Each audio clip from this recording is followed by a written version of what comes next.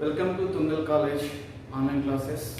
Today we are going to start another bridge course topic by the name is valence. Valence. Valency is can define in a general form as the combining capacity of an element. The combining capacity of an element is called as valency. But in chemistry point of view, we can define the valency as the number of electrons gained or lost or shared in bonding during the formation of a bond by an atom is called as valency. One more definition, one more time. The number of electrons shared by an atom or gained or lost by an atom in a bonding due to the formation of a bond is called as valency.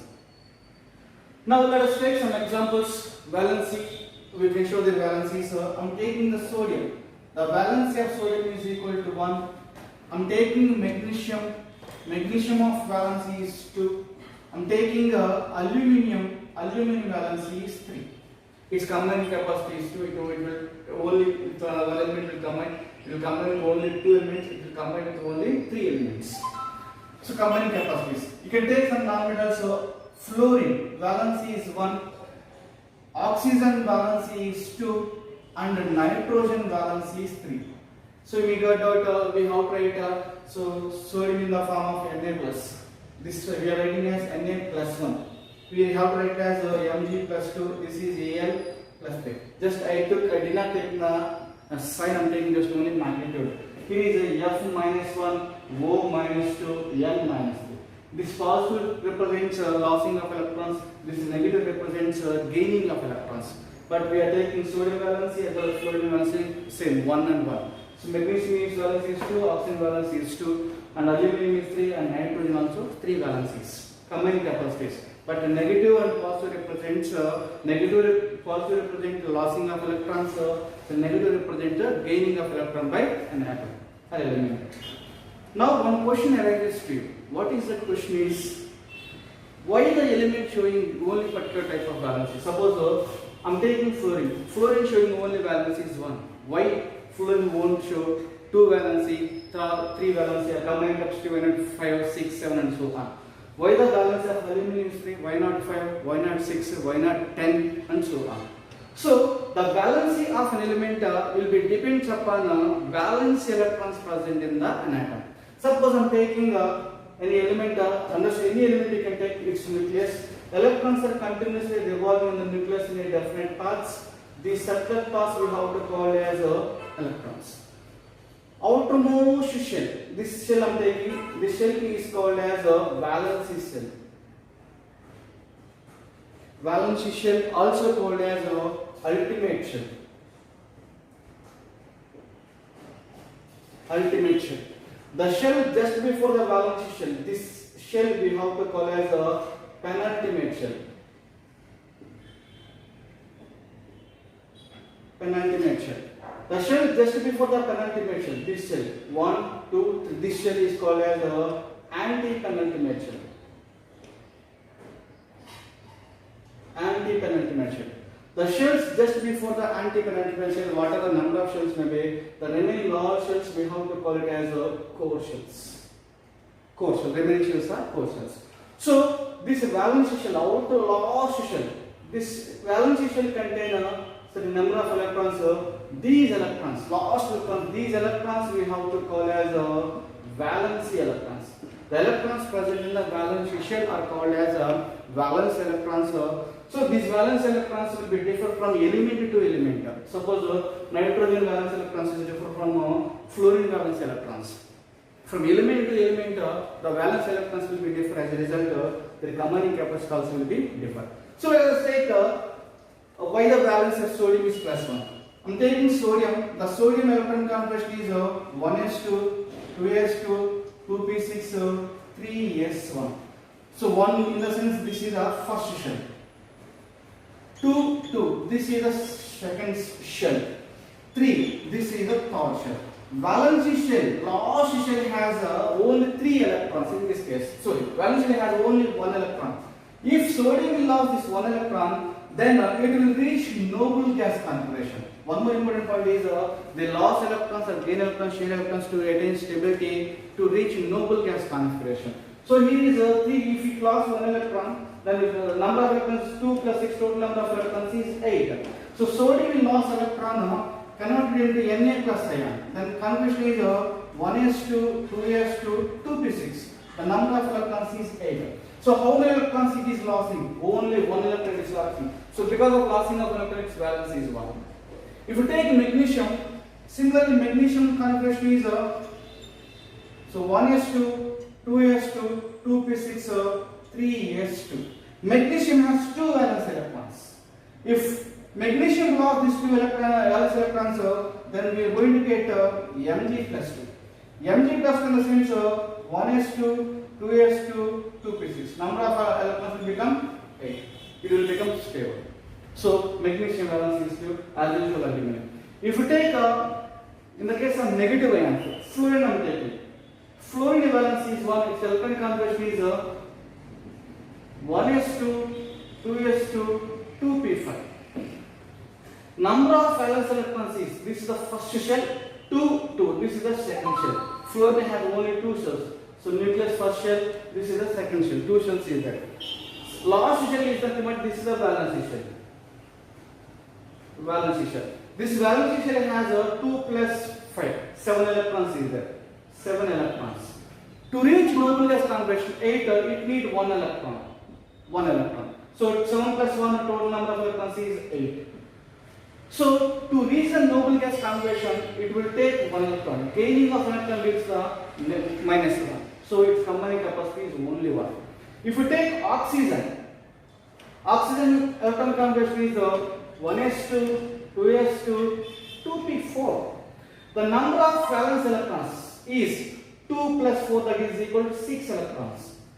To reach noble gas, octet configuration 8, this point now forget. 8 electrons, how many shortage is there? 2 shortage electrons. It will take 2 electrons. The number of its valence is its number of total number of electrons is 8 electrons. How many electrons is gaining? 2. So its valence is 2. Gaining of electrons is minus 2. Even you can take nitrogen. So nitrogen is 1s2, 2s2, 2p3. Atomic number is 7. 2p3. The number of electrons in the valence shell is 2 plus 3, 5 electrons. How many shortage is there to reach noble gas? 3 shortage. It will take 3 electrons. 5 plus 3, 8. So it is gaining 3 electrons. Leads to the n minus 3. Its combined capacity is 3. Ultimate thing is atoms will gain electrons or loss electrons or share electrons. So how many electrons are losing, how many electrons are sharing, how many electrons are gaining to form a bond in the formation of compound, that number is called as a valence. It is gaining 1 electron, valence is 1. This element is gaining 2 electrons, valence is 2. This element is gaining 3 electrons, valence is 3. Ultimate thing is to reach noble gas configuration. Why do they reach noble gas configuration? Because they become stable. To stabilize themselves. Because noble gases are stable. Now, how do you identify the valency of an element? By looking at the elements, how do you identify? So periodic table I explained in previous classes. If you know the periodic table, then we are able to find out the valency of any element. So how do you identify the valency of an element? I draw the rough diagram of periodic table. By taking the periodic table, we are able to find out the valency of each element. Almost you can identify it. So first, I wrote periodic table. We have 18 vertical columns here. These vertical columns we call as groups. This is the first group. Already we discussed about periodic table in detail there. So look at that. Hydrogen, lithium, sodium, potassium, rubidium, cesium, francium, these elements. So here is the valence electrons of this group is 1. Only one valence electron. Valency electrons, it's valency. So valence electrons, number of group number is equal to valence electrons. Group number is 1, number of valence electrons also is equal to 1. Group number is 2, valence electrons also is 2. Group number is 13, then valence electrons take it as 3. 3 valence electrons is there. Group number is 14, actually third A, fourth A, fifth A, sixth A, seventh A, eighth A, old notation. third A, third in the sense third, 3 valence electrons, fourth A, 4 valence electrons, fifth 5 valence electrons, 6, 7 and 8. So these are the valence electrons present in the S block as well as P block elements. Group number is equal to valence electrons. Remember this point. Then how do you find the valency? Valence electrons is nothing but combining valence electrons involved in the formation of a bond. So this one electron is involved in the bond, its valence is 1. So first two elements what we have: hydrogen, lithium, sodium, potassium, rubidium, cesium, francium. You can take any element, they have valency is 1. That too we have take metasenescence plus 1. These elements valency is plus 2. Group number is 2, valency is 2. So magnesium, I can go to the periodic table of just magnesium, beryllium, magnesium, calcium, strontium, barium and radium. All these elements have valency is plus 2. That means its group number is 2, its combining capacity is 2. If we come to the 13 group elements, its valency is 3. Group number is equal to valency. So what are the elements we have? Boron, aluminium, gallium, indium, thallium. All these elements have valence is 3. In the case of fourth, carbon, silicon, germanium, tin and lead, all these elements have valence is 4. Now 15th group elements, nothing but 5th A group elements, it will show the valence is 5 also. They are nothing but a variable valency, it will show. But the general combining capacity is its valency is 3 ohm. Because to reach noble gas configuration, it has 5 valence electrons. How many shortage to reach 8 electrons in the outermost strength level? 5. Shortage is 3. If you add 3 electrons into the total number of electrons is 8. So how many shortage is there? 3 electron shortage. So 3 electrons it will gain. So the gaining of electrons get negative charge. So its valence is 3. Here is 6. How many shortage to reach? 2 electrons. So 2 electrons shortage. 6 plus 2, 8. So its valency is 2.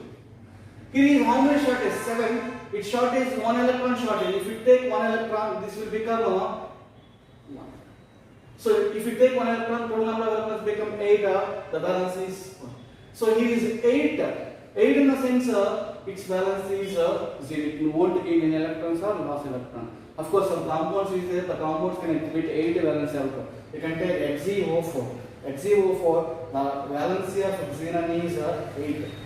But all the elements do not take noble gases. Here is nitrogen, phosphorus, arsenic, antimony, bismuth, oxygen, sulfur, selenium, tellurium, polonium, nitrogen, phosphorus, arsenic, antimony, bismuth, fluorine, chlorine, bromine, iodine, acetylene. These are very familiar. Helium, neon, argon, krypton, xenon and radon. So its valence is 3. 3, 4, 3, 2, 1, 0. Look at it. 1, 2, 3, 4, 3, 2, 1, 0. Up to here is increases 1 to 4, and here I am going to get decreases. So this is by taking, if you take any element, valence is 3. In this case, element valence is 4, valence is 3, valence is 2, valence is 1. So if any element is given to you from the periodic table, you are able to identify. Even D block elements also show the valencies. Their valencies, of course, it is including based on the valence number of electrons only. They can show the variable valencies. Now, next topic is variable valency. So, what is the meaning of variable valency? So far, we discussed about valence in the sense combining capacity of an element. Is mathematical valency. A number of electrons are shared by, are gained by, or lost by an element during the bond formation. Right, what is the meaning of variable valency? One element will show more than one valency. Suppose I am taking iron. Iron mainly will show two types of valencies. One is plus 2, one is plus 3. I will show the plus 2 valency, I will show plus 3 valency. So one element showing 2 or more valencies. Such valency is called as a variable valency. Even you can take a copper. So copper will show the copper plus 1, copper will show the copper plus 2. One element showing 2 valencies is called as a variable valencies. All the D block elements will show the variable valencies. Even aplock elements on the bottom of the periodic table, they also show the variable valencies. So this is a valency. Valency is nothing but combining capacity of an element is called as valency. And why the elements have a particular valency, because of that is depends upon the valency shell electrons. And how do you identify the valency of an element based on periodic table? If you know the periodic table, then we are able to identify the valency of almost all type of elements. First group elements, if you know, their valence is 1. Second group elements, we know their valence is 2. Combining capacity is 2. Third group elements, you know, their valence is 3. 4, 3, 2, 1. So fifth group elements, you know, their valence is 5. In addition to that, they will show 3 valences, they will be 3 electrons, because 5 valence electrons, the shortage is 3, so it will be 3 valence combined. Here is the number of valence electrons is 6, shortage is 2, which 8 valence is 2. Here is valence is number of valence electrons is 7, shortage is 1 electron, so valence is 1. Here is 8 electrons is there, it won't take an electron, so that valence is 0. So that we are calling as a valence is 0, we are calling as 0 group element. Some elements show the 8th valence, so we are calling as 8th group elements also. So now let us look into the how to write the formulas. Then first, what is the meaning of formula? How do we define it? The symbolic representation of chemical composition is called as a formula. Simply by using the symbols of an element, we will write formula. The symbolic representation of a chemical composition is called as formula.